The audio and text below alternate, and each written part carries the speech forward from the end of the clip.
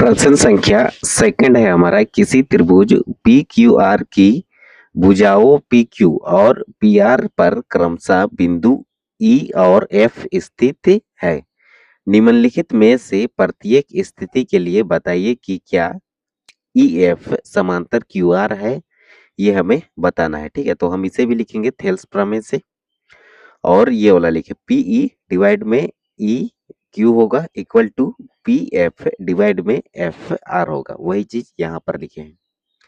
अब पीई का वैल्यू दिया है 3.9 सेंटीमीटर और ई क्यू का वैल्यू दिया है 3 सेंटीमीटर और पी एफ का वैल्यू दिया है 3.6 सेंटीमीटर और एफ आर इक्वल टू दिया है 2.4 सेंटीमीटर।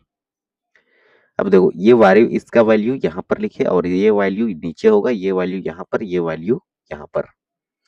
अब देखो यहाँ पर हम करेंगे इसको कैसे, ये वाला कटेगा, ठीक है, ये भी कटेगा और ये भी कटेगा, इसको काटेंगे तो 3 का 3 नीचे कटा एक और 3 का 3 और 3 तिया 9 तो 1.3 मिला इक्वल टू लिखे। अब इसको भी काटेंगे, देखो ये इसको 2 से काटेंगे तो 2 का 2 किए, 2 चौके 2 दूना 4 किए, फिर इसको 2 का 2 किए और 3 है तो एक इधर चला गया, ठीक है, तो 16 हुआ तो 2 8 16 किए, ये भी कैंसिल आउट। हमें मिला 1.3 इक्वल टू 1.8 अपन में 1.2। अब देखो ये 1.3 लिखे इसको। अब देखो ये फिर से कटेगा, ठीक है, तो इसको काटे हम, देखो दशमलव के बाद एक संख्या, दशमलव के बाद एक संख्या, तो हम दशमलव से इसको कैंसिलेट कर देंगे। तो 2 9 18 किए और 2 छक 12 किए, 1.3 इक्वल टू आया और 3 अपन में 2। अब इसको फिर से काटे, 3 तिया 9 और 3 दूना 6।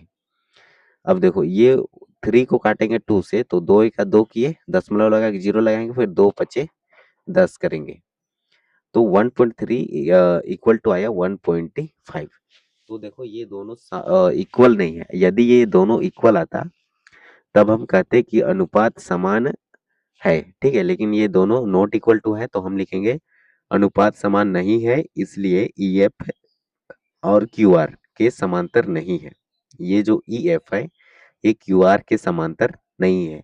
क्यों नहीं है? क्योंकि ये अनुपात जो है सेम नहीं आया है।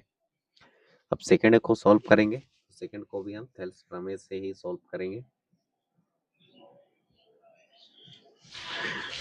पीई का वैल्यू है 4 सेंटीमीटर और ई क्यू का वैल्यू है 4.5 सेंटीमीटर और पी एफ का वैल्यू है 8 सेंटीमीटर और आर एफ का वैल्यू है 9 सेंटीमीटर। अब इसको भी हम थेल्स प्रमेय से सॉल्व करेंगे। तो पीई, ये वाला पीई का वैल्यू है 4 और ई क्यू का वैल्यू है 4.5 इक्वल टू पी एफ का वैल्यू है 8 और आर एफ का वैल्यू है 9। अब देखो ये 4 को लिखे, अब देखो डिनोमिनेटर में देखो 4.5 है तो दशमलव हटाने के लिए ऊपर में 1 से मल्टीप्लाई करते हैं और दशमलव के बाद एक संख्या है तो एक जीरो लगाएंगे, तो 4 का मल्टीप्लाई 10 से करेंगे तो 10 चौके 40 होगा, डिवाइड में ये 45 रहेगा इक्वल टू 8 अपॉन में 9, तो 8 अपॉन में 9। अब देखो इसको काटेंगे 5 से तो 5 9 45 और 5 8 40 और इधर हमारा 8 अपॉन 9 एज इट इज रहेगा। तो देखो इसका अनुपात जो है बराबर आया है, ठीक है, तो हम यहाँ पर लिख सकते हैं, यहीं पे लिख देते हैं अनुपात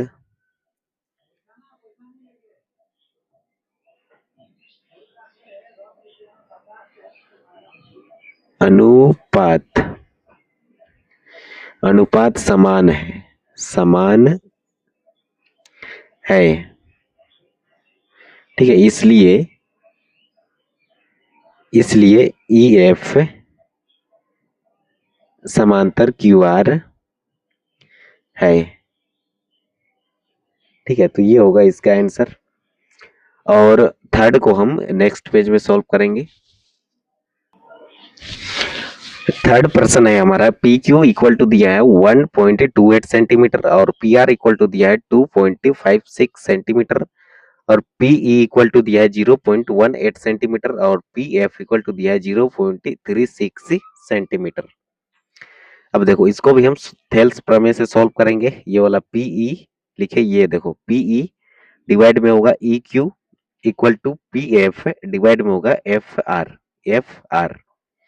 अब जिसका जिसका वैल्यू है उसको रखेंगे, तो पीई का वैल्यू है 0.18 डिवाइड में हमारा ई क्यू रहेगा। ई क्यू का वैल्यू हमें नहीं दिया है, ये हम फाइंड करेंगे। Equal to P F, P F का वैल्यू है हमारा 0.18। तो एक मिनट, पीई का वैल्यू है 0.36 यहाँ पर दिया है।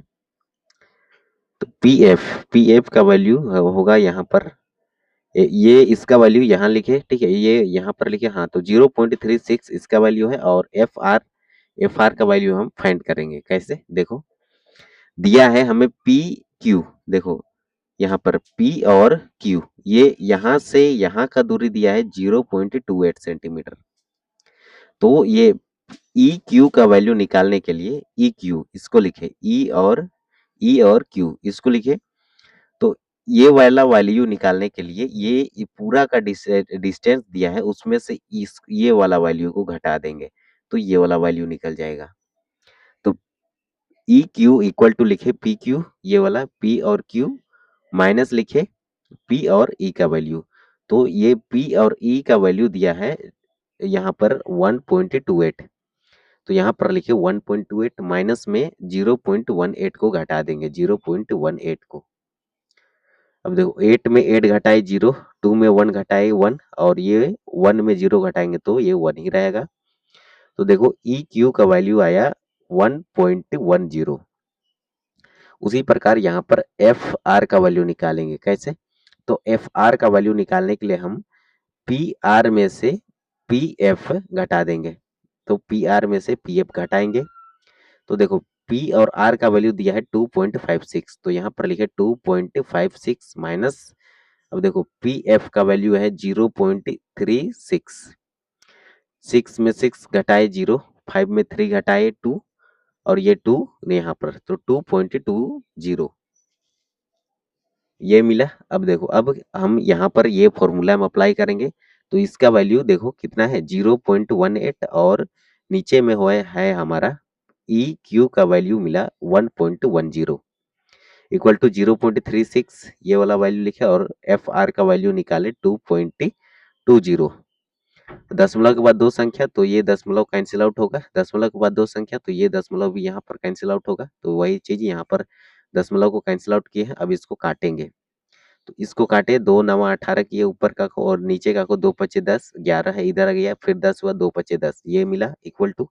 अब इसको भी 2 से काटे, 2 2 1 2 किया, 2 8 16 किए, ये मिला। ठीक है, अब नीचे का काटेंगे, 2 1 2, 2 1 2, और ये 0। अब ये 9 अपन में यहाँ पर ये 55 रहेगा। अब ये इसको फिर से काटेंगे इसको। ठीक है, तो 2 9 18 किए, और 2 पचे 10, एक इधर आ गया, 2 पचे 10, तो 9/55 और 9/55। तो अनुपात समान है, इसलिए पी एफ समांतर क्यू आर होगा। ठीक है, क्योंकि इसका अनुपात जो है समान है।